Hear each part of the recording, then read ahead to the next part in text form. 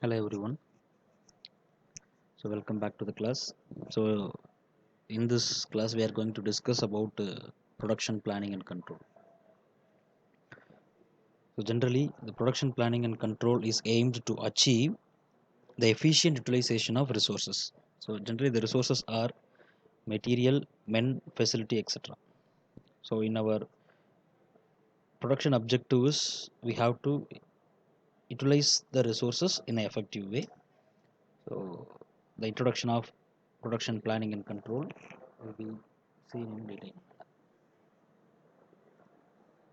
So objectives and benefits of PPC, that is production planning and control.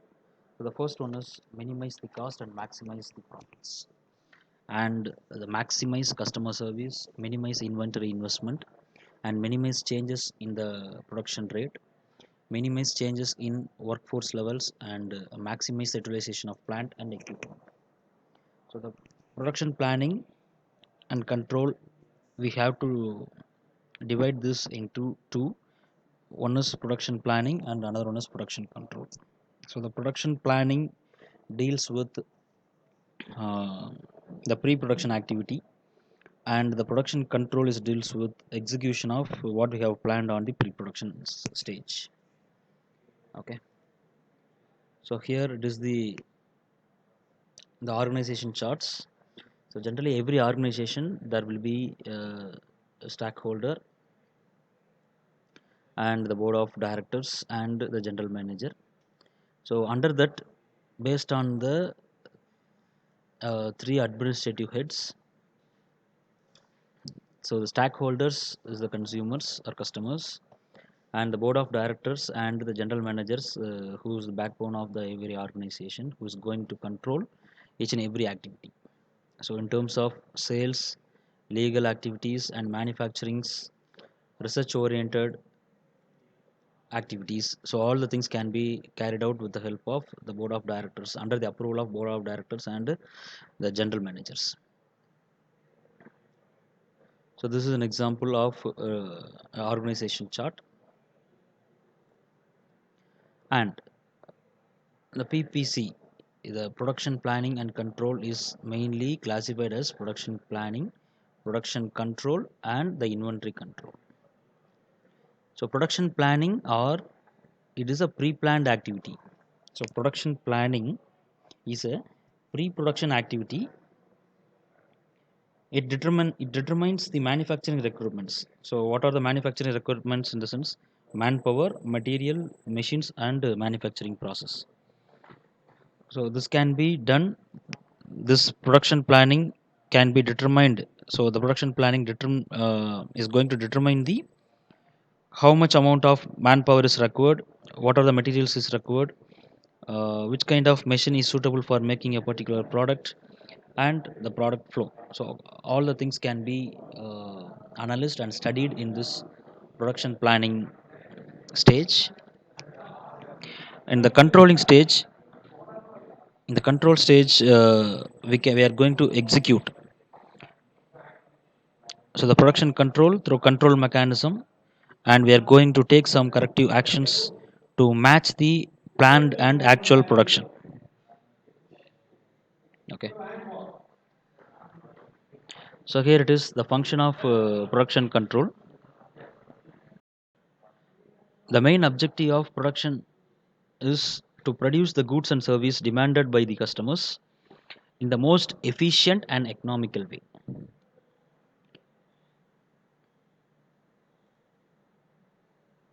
So here it is a major one, types of production. So the production is classified into continuous production, job or unit production, and intermittent production. So production, which indicates making a component. So how we are going to make the component? So it is classified as one is continuous production and job shop production, and the next one is intermittent production. So the job production is also called as a unit production. So generally, the job or unit production involves manufacturing of a single complete unit as per the customer's order. So it is going to produce a single complete unit based on the customer's requirement. So here a small number of pieces produced only once, a small number of pieces produced intermittently when need is arise. At the same time, a small number of pieces produced periodically at known time intervals. So in job production, especially in unit production, the high variety and low volume of product is produced. So generally, the flow of material is not continuous here, so here it is intermittent. The high skilled operators and supervisors are required to make a product here because here the variety is high, volume is low. This is for job shop production.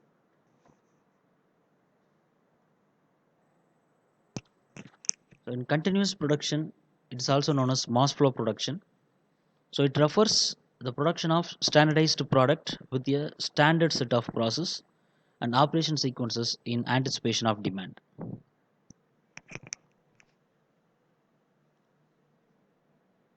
So job or unit production. So in this uh, job or unit production already we have discussed, it involves the production as per customer specification in each batch. So here the variety is minimum, the variety is high, the number of product is minimum, and it is intermittent production. So components are made for inventory, but they are combined differently for different customers. So the example is automobile plants, printing presses, electrical goods, etc. So this is a typical flow chart. So here in your x-axis, we are having a variety of product, and in y-axis here it is the volume. So here for continuous type of production, so here the variety is less. So here the variety is less. At the same time, the volume of product is high. So if it is for job shop type, so here the variety is high, volume of product is low. So it is depending upon the type of production, whether it is continuous or mass type, batch type, job shop production. So it is varied. The volume of the product and the production rate is depend upon type of product what we are using. So next major thing is product design. So what is the necessity of making a product design? So the product design plays the major role. So based upon the product design and the market requirement, the periodical change in the product is required. So for that purpose only we are going to uh, study about this product design. So based on the product design, so the product development takes place based on standardization, reliability, then servicing, reproducibility, sustainability, product simplifications, etc. So we have to consider the design. We have to make a product design based on few aspects. The first one is marketing aspects. So sales and marketing is the major function. It is the major key based on the movement of the product. So how effectively our product is going to attract the customers, then only the industry is going to get a profit. So we have to analyze, we have to study the market needs. So what is the recent trend? So based on the recent trends, we have to change or we have to implement, we have to schedule, we have to do a new product, and we have to modify the existing design. So they are so only with the proper level of participation in planning, scheduling, and sales and marketing. So the performance of the product. So product performance, which means the sales is going to be depend on the marketing aspect. So we have to consider the marketing aspect while designing the product. So next one is a functional and operational aspect. So functional and operational aspect is also a major part for new product design. So generally, already we have seen the planning. It is the production planning and control is classified as three major stages. One is pre-planning stage and planning stage, and the control stage. So in pre-planning stage, we have to consider all the aspects for designing for product development. And for planning stage, we have to find out what material is suitable for this product and which method is suitable, and machine and manpower. So that is 4 M's. This 4 M's can be decided. That is material, method, machine, and manpower. This can be decided in the planning stage, and control stage is in executing and continuous follow. So in this class, we have seen the introduction about what is production planning and control, and what are the types of production systems are there, and in design aspects we have discussed. So in upcoming classes, we will see about PPC in detail. So thank you.